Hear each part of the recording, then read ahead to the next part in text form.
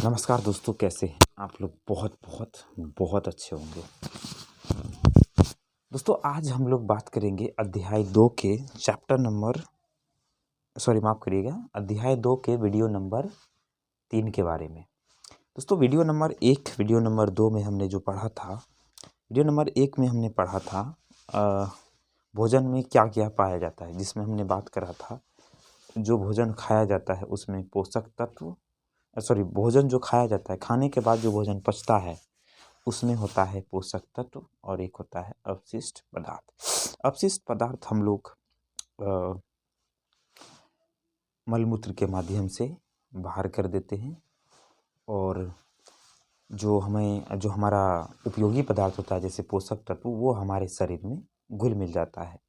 पोषक तत्व में हमने अब ये पढ़ा था, पोषक तत्व के अंदर जो तत्व आते हैं उसको कहते हैं, उन तत्वों के नाम मैंने बताया था आपको, कार्बोहाइड्रेट, विटामिन, प्रोटीन, खनिज लवण, उसके बाद कैल्शियम, ये सब चीज़ें पोषक तत्व के अंदर आता है। फिर हमने आपको ये बताया था कि हमारे शरीर के अंदर कौन कौन से हिस्से माफ़ करिएगा, कि कौन कौन से पोषक तत्व कौन कौन से भोजन में पाया जाता है। कुछ कुछ भोजन में सिमिलर पोषक तत्व पाया जाता है, मतलब समान। मान लीजिए कोई भोजन है, उसमें 2 प्रकार के पोषक तत्व पाए जाते हैं। उसके बाद हमने ये बात किया था कि हमारे शरीर में कौन कौन से पोषक तत्व कहाँ कहाँ पे आवश्यकता है, जिसमें हमने प्रोटीन, कार्बोहाइड्रेट के बारे में हमने बात कर लिया था। उसके बाद हम विटामिन के बारे में बात किया था थोड़ा थोड़ा, जहाँ तक मुझे याद है। हमारी विटामिन ए जो है दोस्तों, वो हमारी आँखों की रक्षा करता है।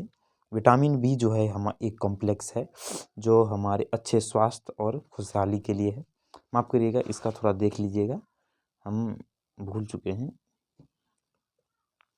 विटामिन सी जो है हमारे शरीर और रोगों के लिए लड़ता है, और विटामिन डी है हमारे अस्थि और हमारे दांतों के लिए लड़ता है। तो आगे है दोस्तों खनिज लवण, और एक है खनिज लवण किसे कहा जाता है, पहले इस बात को समझते हैं। दोस्तों, खनिज लवण उन्हें कहा जाता है जो हमारे शरीर की आवश्यकता होती है, जिसमें वैसे भी कुछ पाए जाते हैं, जैसे कैल्शियम हो गया, पोटेशियम हो गया, लोहा हो गया। इन सब चीज़ों की जो मतलब इन सभी खनिज लवणों की हमारे शरीर में आवश्यकता होती है। जैसे आप दूध पीते हैं तो दूध से प्रोटीन मिलता है, उसके बाद कैल्शियम भी मिलता है, उसके बाद हमारे शरीर को मछली से भी फास्फोरस मिलता है, यानी कई प्रकार की जो है कि हमें मिलता है। तो खनिज लवण का परिभाषा है कि शरीर का विकास और अच्छे स्वास्थ्य के लिए खनिज लवण की आवश्यकता है, जो एक लाइन में है। उसके बाद है, जो एग्जाम्पल के लिए दूध से कैल्शियम, फास्फोरस से मछली, ठीक है। अब है संतुलित आहार। संतुलित आहार की परिभाषा है कि जब हम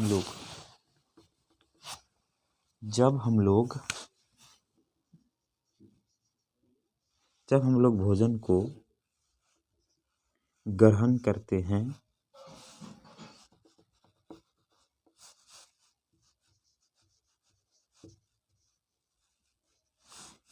तो हमारे शरीर के मुताबिक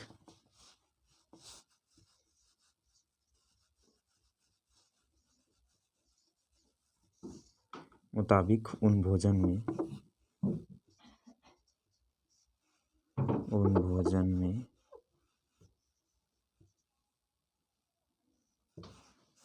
में पोषक तत्व की मात्रा होनी चाहिए। हम लोग उसे संतुलित भोजन कहते हैं, ठीक है दोस्तों। जब हम लोग संतुलित भोजन को पहले समझते हैं दोस्तों, देखिए दोस्तों, आगे जो है कि संतुलित भोजन पर ही जो है कि वीडियो बनने वाला है। देखिए दोस्तों, संतुलित पहले मतलब क्या था उसके बारे में समझते हैं। देखिए दोस्तों, संतुलित का मतलब होता है, इंग्लिश में इसको कहें तो बैलेंस। संतुलित भोजन में जो है कि पोषक तत्व आता है। इसमें समान रूप से हम लोग जो भोजन ग्रहण करते हैं उसमें टोटल पोषक तत्व हमारे शरीर के मुताबिक होना आवश्यक है, उसी को ही हम लोग कहेंगे संतुलित भोजन। दोस्तों, अगर हम उनमें से कुछ भी कम ले रहे हैं, संतुलित भोजन में कोई भी पोषक तत्व कमी ले रहे हैं, तो उसमें जो है कि हमारे शरीर को ही खतरा उठाना पड़ सकता है। जैसे हम विटामिन नहीं ले रहे हैं तो हमारे हिसाब से हमारे शरीर के जो रोग की क्षमता है, रोगों से लड़ने की क्षमता, वो कमी हो जाएगी, तो हमें विटामिन लेनी पड़ेगी।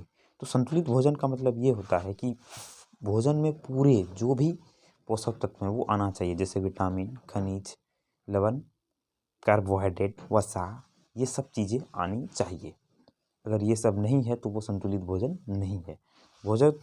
संतुलित भोजन में टोटल पोषक तत्व आना चाहिए, उसी को ही हम लोग संतुलित भोजन कहेंगे। क्योंकि दोस्तों इसकी जो परिभाषा है मैंने खोजने की कोशिश करी, तो बहुत सारे बुक में अलग अलग है, तो मैंने अपने से ही इस परिभाषा को बना दिया है, जो मैंने पढ़ा NCERT में और पढ़कर जो मेरे हिसाब से ये परिभाषा बना। चाहे तो आप भी बना सकते हैं अगर आप संतुलित आहार को समझ चुके हैं। तो संतुलित आहार का मतलब होता है ये है कि उसमें पोषक तत्व, हर पोषक तत्व आना चाहिए, जैसे विटामिन हो गया, खनिज लवण हो गया, कार्बोहाइड्रेट हो गया, वसा हो गया, कैल्शियम हो गया, ये सब चीज़ें बराबर मात्रा में जब हम लोग भोजन ग्रहण करते हैं तो उसमें होना चाहिए।